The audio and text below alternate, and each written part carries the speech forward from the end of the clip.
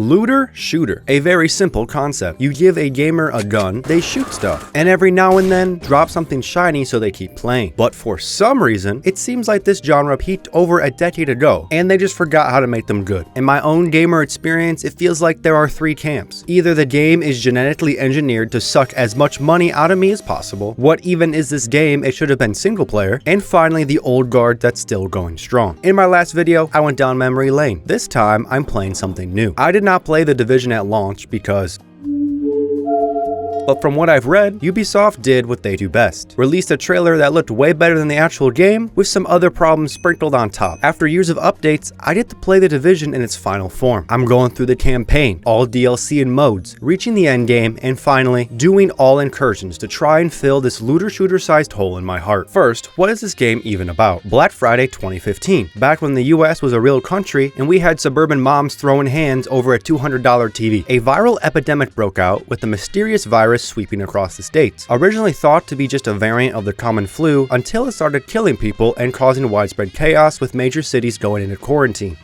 I think I've seen this somewhere before. New York City is put under martial law with the National Guard being sent in to try and lock down Manhattan. People start looting and rioting, gangs start taking territory in the city, and it develops into a war zone. That's where we come in. We're part of the Strategic Homeland Division, a sleeper agent of the American government, sent in to try and establish order. Pretty good premise. Let's see where it goes. After crafting my most average looking white man, we are across the river in Brooklyn, and we are put into a small tutorial showing us the basic mechanics, using cover, shooting, and the like. Now, we need to head to the nearby safe house to get some better equipment, and meet our fellow agent Fei Lao, who, just like us, is part of the second wave of Division agents that was activated to go into Manhattan and help restore order, because the first wave have gone missing. We get brief and head back outside to find a missing JTF food supply crate that was stolen. JTF being the Joint Task Force, made up of service workers, cops, firefighters, and other volunteers. I proceed to shoot a guy looting a JTF body, track the supplies down, and walk around admiring just how beautiful this game still is. I do 2 more side quests of rescuing citizens and recovering some stolen morphine. I level up, get some new gear, unlock my first ability, I choose Riot Shield. Now we need to retake a police precinct currently being held by rioters. We fight our way into the parking garage, clear the lower and upper floors, finally taking their leader out in the backyard, getting one of our first loot drops from a boss. That pillar of light right there. Having stabilized Brooklyn, we get a call from the commander, telling us to make our way to a nearby helicopter pad to be transferred over to Manhattan.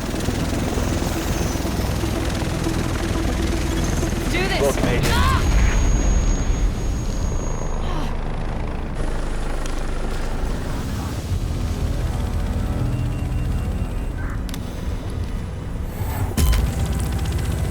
Come on back! I need you!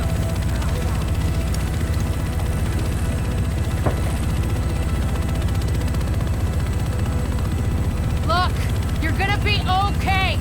Hell, at this point, you're more okay than me. Shit, that explosion took out the commander.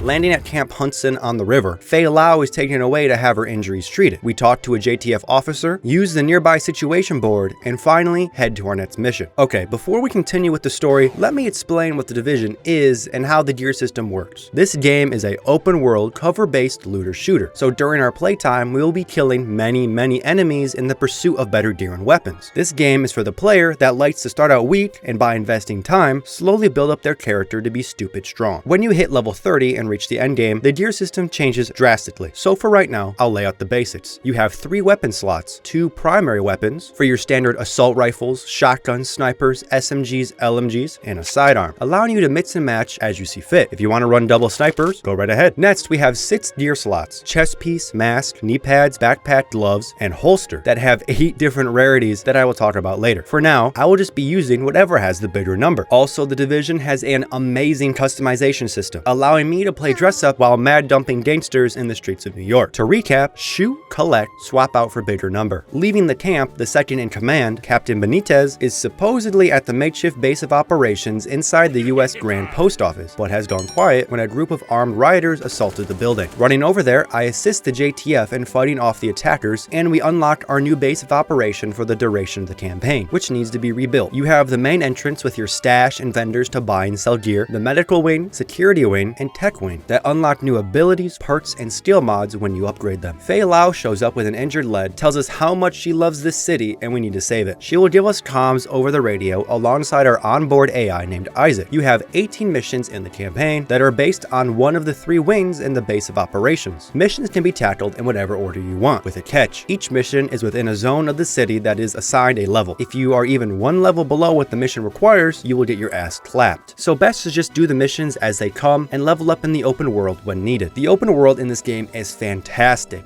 beautifully crafted, with so many different nooks and crannies to explore. Collectibles that detail the story of how New York descended into chaos, and a lot of side quests to keep you busy. Some are tracking people down, restoring uplinks on rooftops, bounties on gang members or leaders. Either way, when you see this icon, you will be guaranteed some more loot. Next are encounters. You will mostly be doing these to get more supplies to upgrade and max out the wings of the post office. Also, you have open world bosses to hunt down and the dark zone in the middle of the map, but I will talk about that later. The only way to fast travel is teleporting to missions that have already been completed or safe houses you have ventured out to, which forces the player to explore the open world and get distracted wandering the streets. Very nice. Okay, back to the campaign. Rioters have taken over the makeshift hospital that is inside Madison Square Garden and are keeping the medical staff alongside Dr. Jessica Candle hostage. I join up with some JTF officers, fight our way through the stadium and onto the court, and find Dr. Candle. Making my way to the roof, I take out the rioters' leader, with all the medical staff being safely taken back to the base. With the doc now overseeing the medical wing, we learn that a Dr. Gordon Amherst could be linked to the outbreak, so we have our first lead. We need to head into the subway that was used as a mass grave for the city to secure power for the base of operations. And we meet our next faction, the Cleaners, a group of ex-city service workers who aren't happy with the way the government and JTF are handling the virus outbreak. So they take it upon themselves to literally burn it out and make Manhattan a safe place again. Vigilante sanitation workers is such a cool concept, but we need to fight our way through them to get to our boy Paul Rhodes, who is unapologetically a New Yorker.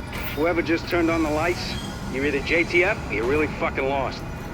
Either way, thanks. We install some circuit breakers, the Cleaner's boss shows up, we kill him, and Rhodes goes back to the base of operations to oversee the tech wing. Next, we head to the Hudson Rail Yard area and to a refugee camp that has sprung up. We need to secure the camp so the JTF can acquire blood samples from infected civilians. Turns out, the Cleaners are trying to drop a tanker of napalm onto the camp, wiping them out Vietnam style. We find and kill the Cleaners' foreman, reach the crane holding the tanker, and drop it in a pile of trash instead. A group of rioters is trying to take over the Lincoln Tunnel, and our boy Roy Benitez is trying to stop them. We pull up, shoot everybody, learn the rioters planted a bomb in the tunnel, disarm the bomb, and protect the JTF when the attackers do one final assault on our position. With the tunnel secure, Roy goes back to home base to oversee the security wing. After Dr. Candle gets the blood samples from the refugee camp, she concludes it's a weaponized variant of smallpox and suspects Gordon Amherst made the virus and spread it on Black Friday. We are sent to Abel's department store to look for dollar bills with the original strand. We arrive on site and the Cleaners have already beaten us here. We need to hurry and find the bills. Having scanned multiple stores, we find the contaminated money, activate the sprinkler system, kill all the Cleaners, and make our escape. We need to take over the Cleaners' napalm production site to try and halt their ability to start more fires. Assaulting the facility, we also learn that the Cleaners' boss man, Joe Farrow, is here, so we can kill 2 birds with 1 stone. We destroy multiple napalm tanks, enter their HQ, kill the guards, and we take out Big Man Joe, leaving the Cleaners without a leader. The power relay at Times Square is having some problems. We are sent into the subway so we can do repairs. In our way is the 3rd faction on Manhattan, the Rikers, a large group of prisoners who escaped from Rikers Island when the virus broke out, banded together and made their way over to the city to take territory for themselves. We shoot them, turn off the power, head up to street level, find the electrician's van, carry the fuse, and turn the power back on. Gordon Amherst is nowhere to be found, but his apartment was discovered in Hell's Kitchen. We need to head over and look for any evidence he could have left behind, but of course, there is an army of Cleaners in our way. Fighting our way inside, we reach the apartment and after searching a shoebox, find the evidence, and head to the roof to chopper Edsville what we found. Home base picked up a signal from a First Wave Division agent's watch at the New York Police Academy. We are sent over to investigate. Turns out it's a distress signal. As we enter the parking garage, we get ambushed by the 4th faction fighting over Manhattan, the LMB or Last Man Battalion, a private military company who were originally contracted by New York elites to protect their high-value assets, and were helping the JTF when the outbreak first began. After losing their contract, being unhappy with how the government was handling the outbreak and the situation in Manhattan worsening, they decided to cut ties and take as much of the financial district as possible. Fighting our way through the ambush, we continue to look for the missing agent. We come across an Echo in the gymnasium, a holographic recreation produced by Isaac using security footage. We watch multiple division agents get gunned down by a lone road agent. We try downloading the footage but are ambushed by LMB again alongside a different road agent who seems to be working alongside the Last Man Battalion. Interesting. Either way, we shoot everybody. Okay, the Warren Gate power plant is what's currently powering most of Manhattan, and Paul Rhodes tells us a team was sent over there to secure it, but of course, we lost contact with them and we need to save their asses. Arriving on site, they're all dead, and a group of Rikers have taken over the power plant. Going inside, they have also placed explosives to try to take out the generators, so we disable the explosives. It doesn't matter because they try overloading the system. We release 1, 2, 3 safety valves, and now the power plant is safe and Riker free. A JTF team confirmed that the Rikers HQ is inside the Lexington Event Center. Assaulting the event center, we cleared the reception area, take out hostiles on the roof, then make our way to the security control room down in the basement. We unlock the back door so other JTF officers can sneak in and help us take down LeRae Barrett, the Rikers leader who we are meeting for the first time in this mission. We kill her guards and mad dump her until she dies. Kind of underwhelming, but let's continue. So we send some guy over to fix the comms relay. You guess what happens? We pull up, find a big group of Rikers, kill all of them. We find the JTF officer, he starts fixing the relay, and we fight off waves of Rikers, saving the day. Hooray! The LMB have set up a camp at the Queens Tunnel construction site. We are sent in to clear it out, evade the auto turrets, sneak in underground, clear the basement, and destroy their server grid. Find the ammo stash and defend the area until JTF reinforcements arrive and take out the boss. Pretty straightforward.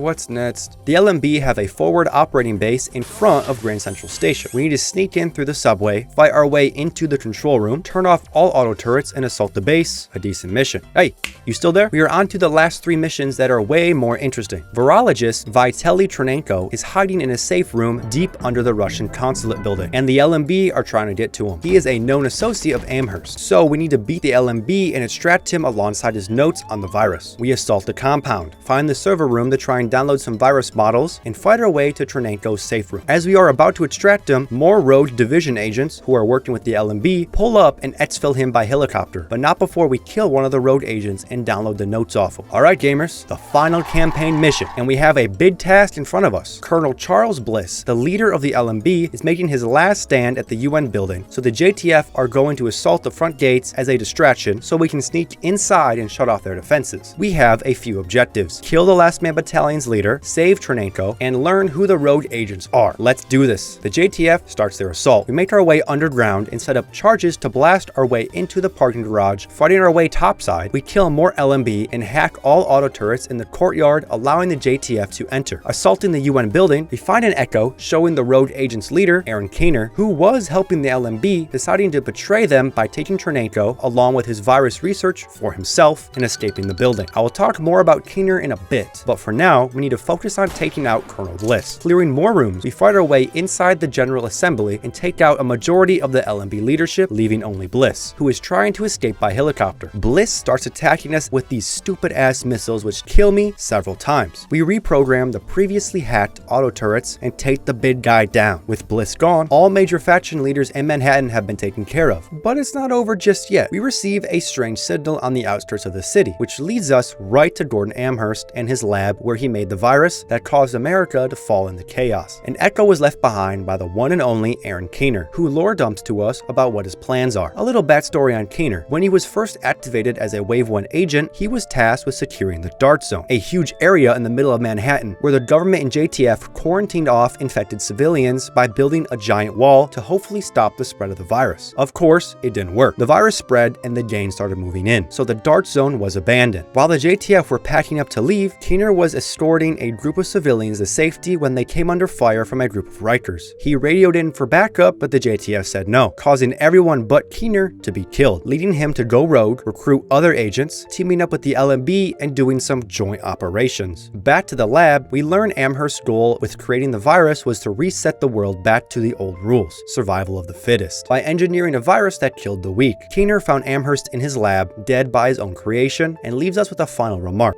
I got Ternenko, I got a DNA printer, and a very interesting recipe book. I'm gonna write my own rules. You should think about getting in on this thing. I'll be seeing you.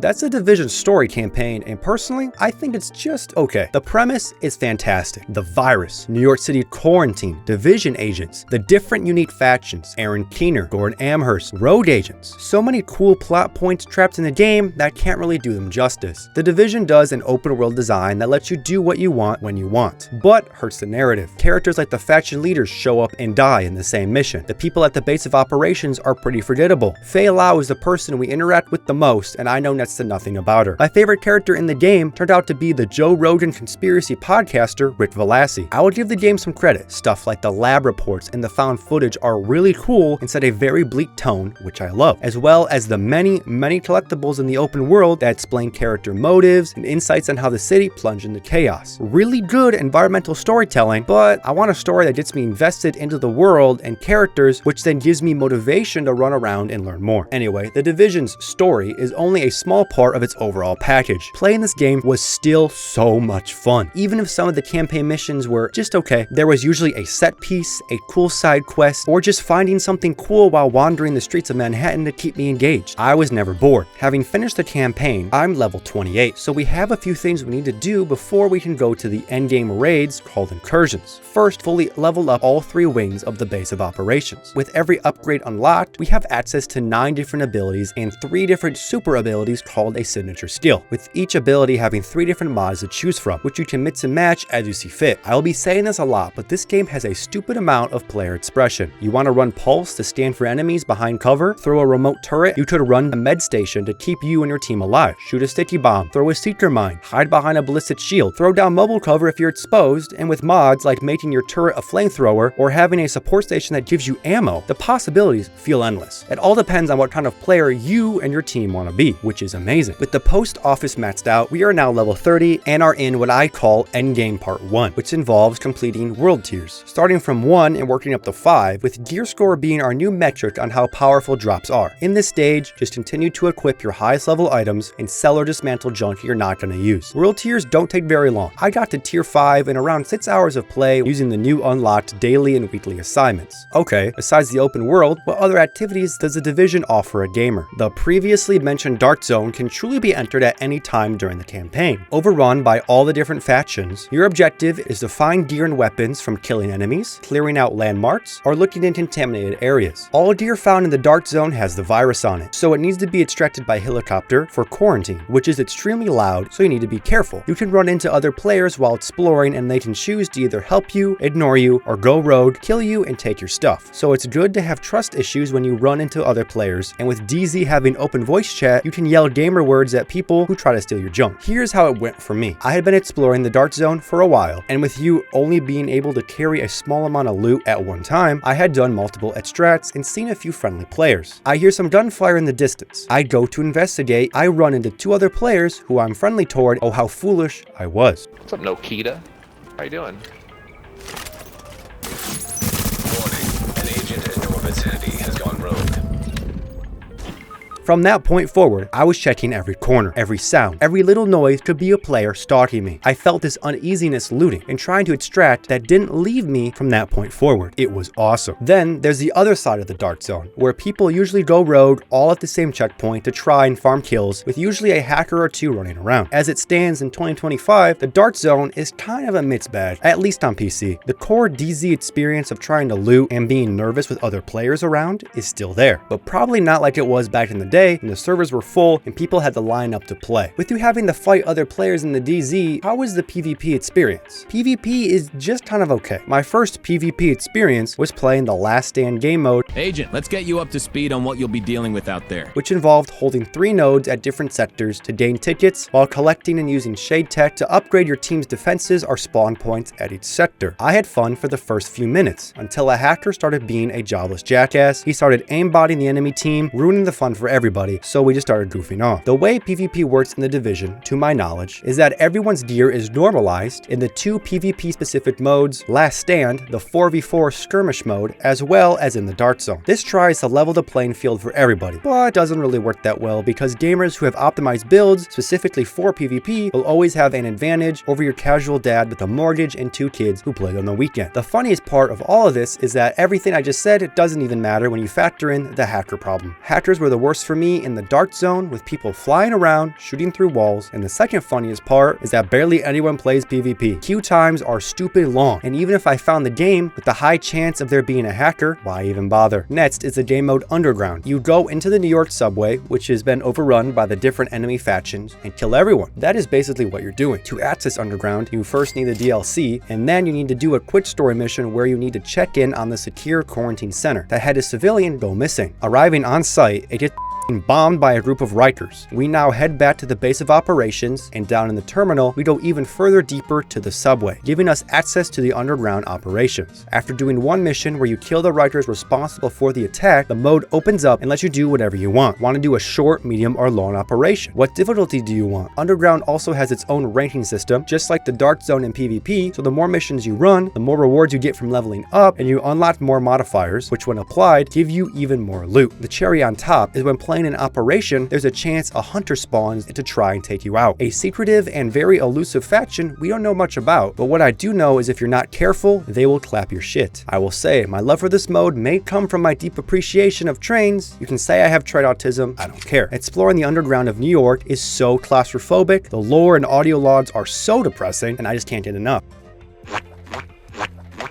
So yeah, this game has a battle royale and is probably the most unique one I have ever played. Survival has your BR basics. You get dropped into a large map with up to 24 other players. You need to scavenge for gear, hide or fight other players, and extract. So it's like PUBG? No, dumbass. It's PUBG, but injected with so many other mechanics, it's almost its own genre. You are tasked with entering the Dark Zone and securing a cache of antivirals in the middle of a massive snowstorm. Our helicopter gets hit and crashes, so we need to gear up and make our way inside. But guess what? In the crash, you got hit and got infected with the virus. So when that timer on the right hits 0, you're done. So you need to scrounge around for medicine or the less effective painkillers to keep the virus at bay. On top of that is the storm and its freezing cold weather, which your crappy hazmat suit won't help you with. So you need to craft and explore around for clothes to bundle up, because if your body temp lowers too much, you'll freeze to death. On top of that, you need to manage your hunger and thirst by finding food and drinks inside of buildings. On top of that are the NPCs you'll encounter in the open world and Dark Zone. Every faction is out in the storm with different landmarks scattered around, which, when cleared out of enemies, will drop better weapons, gear, and clothes. And finally, on top of that, you can loot different materials to use at crafting benches, usually inside of a safe house, which are also scattered around the map, to craft a virus filter to enter the Dark Zone or make anything else I mentioned earlier. Did you get all that? Let's walk through one of my best games to show it to you in action. But first, survival comes in two flavors, PvP or PvE. I found multiple games of PvE, but only one of PvP. So this game is gonna be PvE. Helicopter crash, we survive and make our way to a nearby safe house and get my first objective, craft a virus filter. The safe house I spawned in, luckily, had some fabric, so I was able to craft a hat to get a jump on my clothes for the cold. Heading outside, I marked the closest safe house, making my way over there. I get into a fight with some locals, take them out with my crappy pistol, and they drop some medicine and weapon parts that I need for later. Also, there are fire barrels you can find that will warm you up, but be careful because with how low the visibility is with the snow, enemies could sneak up on you. Safe house number 2 had more crafting supplies and painkillers. I craft and equip a new scarf and head back out. I continue to go from safe house to safe house, looting enemies and open buildings, and stumble across a nice weapon upgrade. Throughout the run, any gear or weapons I'm not using, I dismantle for the materials, so I can move up to better armor and weapons before entering the Dark Zone. I finally feel I'm ready to take on a landmark and run into 2 other players fighting some Rikers, so I help them out and we share the loot. After a very good haul, I find a nearby safe house, craft my virus filter, and finally feel strong enough to enter the Dark Zone. Surely, nothing bad will happen. I jump the wall, meet the same guys from earlier, and head to the closest DZ landmark for some loot until my buddy got down. So being the good person that I am, I used my last medkit to revive him. Then I got down. My buddy doesn't have a medkit, so I bleed out and I die. Countdown starts, and I think this is the end of my run until my guardian angel, Tordor 1969, comes out of nowhere and picks me back up. Round 2, baby. I do some more looting, made some questionable crafting decisions, and pick up the antivirals so I can finally leave. But see, I know the truth. I know that a hunter spawns whenever an agent tries to extract, and I'm super underpowered. I try to take down another Dark Zone landmark and get extremely close to losing the run for good. I'm out of medicine and alone. But in the distance, I hear a helicopter. Someone else was extracting. I rush my tight little boy butt over there, and lo and behold, Tordor 1969 was fighting the hunter. I join in. We kill him and extract as a team, best friends forever. The Division survival mode has so much going on and is so unique. I would recommend recommend people pick up this game just to experience it. It mixes the Division's base gameplay with a great use of winter weather I have never seen before. After a match is over, you will usually get a survival cache which gives you some loot, not really a great way to farm for gear, it's just super fun. I have never played anything quite like it and I can't wait for it to come to the Division 2 at some point. 10 out of 10. I love you, Tordor 1969. Psst. Hey, you like COD Zombies? This is COD Zombies. The Division Resistance mode came alongside patch 1.8, which also added an additional area to the open world, the West Side Pier, some more gear sets and other stuff. Kind of crazy for a free update. Resistance is a round-based horde mode that you can run solo or with a team to try and survive as many rounds as possible. With the more rounds lived, the better the rewards. In this mode, with every enemy killed, they drop shade tech that can be picked up and used to purchase different defenses, unlock doors, or open loot crates around the map. Rounds also have different modifiers which help spice things up from just mindlessly shooting. With 3 different maps, fighting all the different factions in the game, and the ability to fight hunters on higher levels, as well as a great way to farm for classified gear, and is overall very fun to do multiple runs of. Personally, I'm not really a round-based guy, but I still enjoyed my time spent with the mode and doing different farming guides I found on YouTube. Okay, we have a baseline understanding of modes in the Division. I will talk about a few more later on, but now you have officially entered the Endgame Part 2. Hooray! When I first reached the Endgame, I thought it was like Destiny, and I just needed to apply the item with the highest level gear score.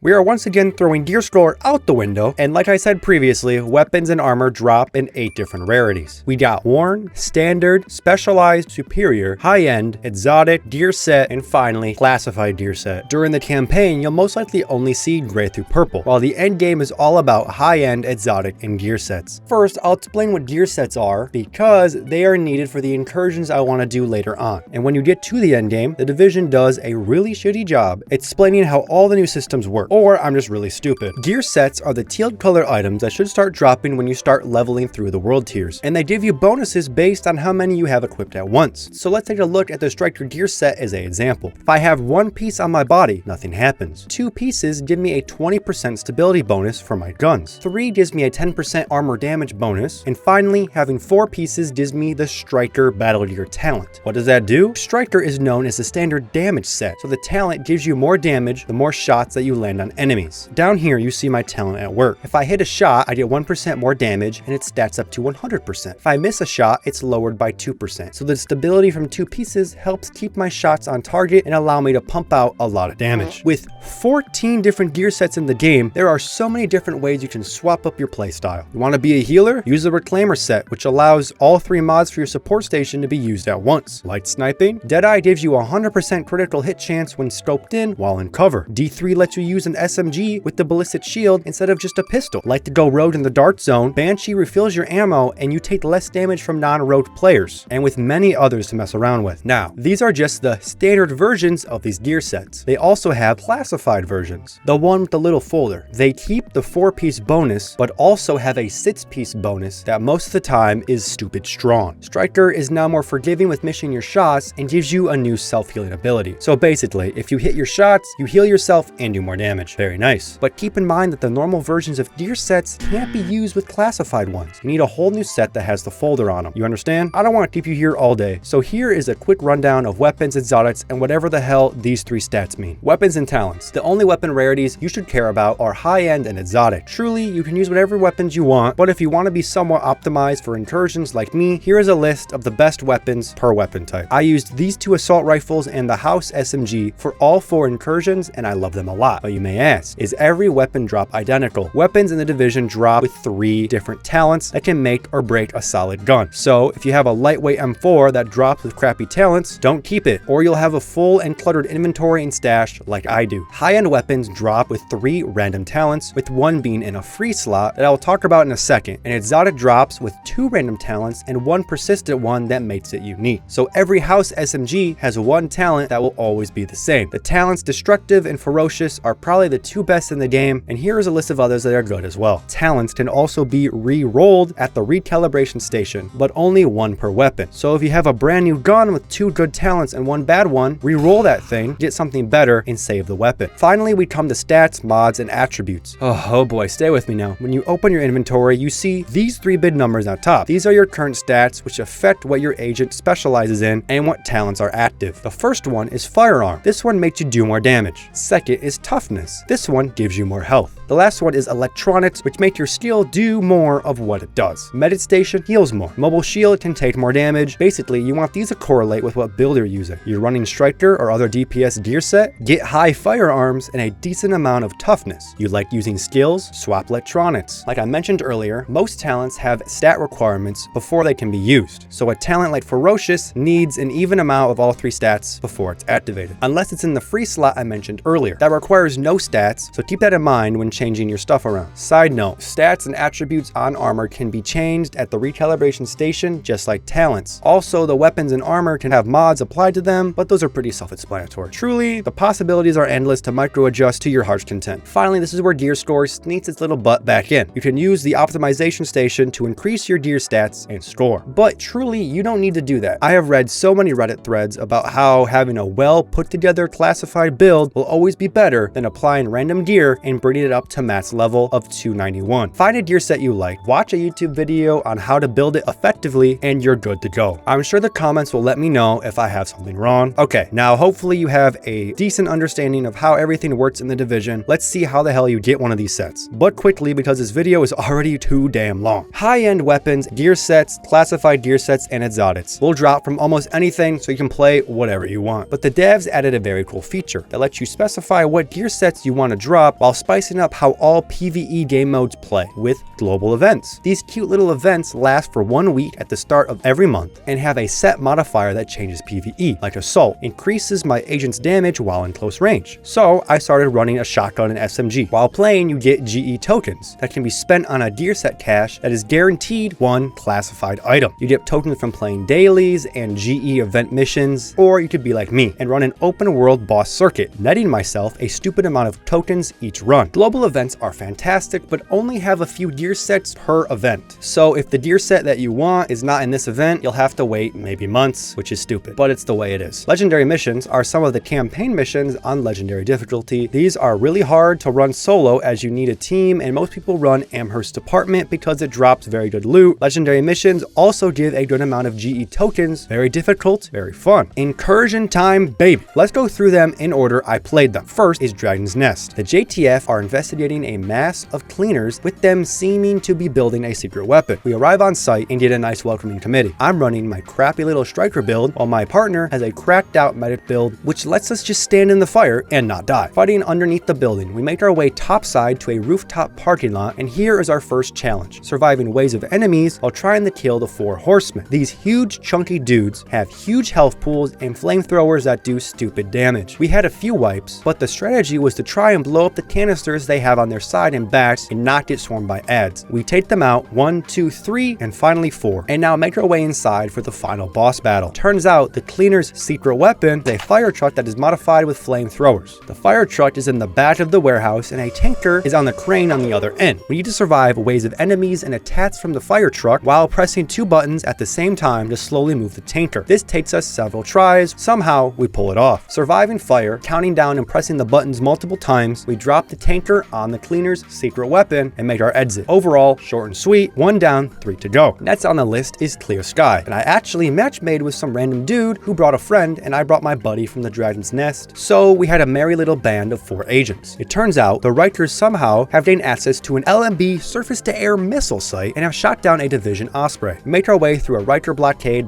which lets us make a run for Columbus Circle, where the missile defense system controls are, and conveniently, also where the Osprey was shot down. The weapons on the Division vehicle are still operational and have started firing at anything that moves, so this is our plan. I would grab the 2 fuse boxes that need to be reinstalled, while someone covered me with a riot shield and the 2 others healed us and fought off enemies. After the 2 fuse boxes are installed, we use the missile system to take out the Osprey's weapons, leading to a fight with the Rikers boss man, and after he's dead, the site is secured and we save the day. Clear Sky is the shortest incursion in the game, with it being less than 20 minutes. This incursion is fine, nothing too crazy, 2 more to go. Second is Falcon Lost. A JTF patrol has discovered that a splinter group of the LMB are holed up in a water treatment plant with a fully functional APC, so they are sending us in to kill everyone and blow up its vehicle again. There is no filler on this incursion. You go straight into the plant and it's a multi-wave boss fight. We need to survive attacks from the APCs and enemies coming from everywhere. We do this until an LMB soldier spawns with explosives, kill him, 1 agent grabs the explosives while 2 others go to each side of the APC, press a button simultaneously to shut shut down the turrets, while the agent with explosives plants them on the bat side, causing damage. Repeat 3 times until the APC explodes. It's done. Skeleton Lost is Dragon's Nest not so cool little brother, because a fire-breathing fire truck cannot be topped.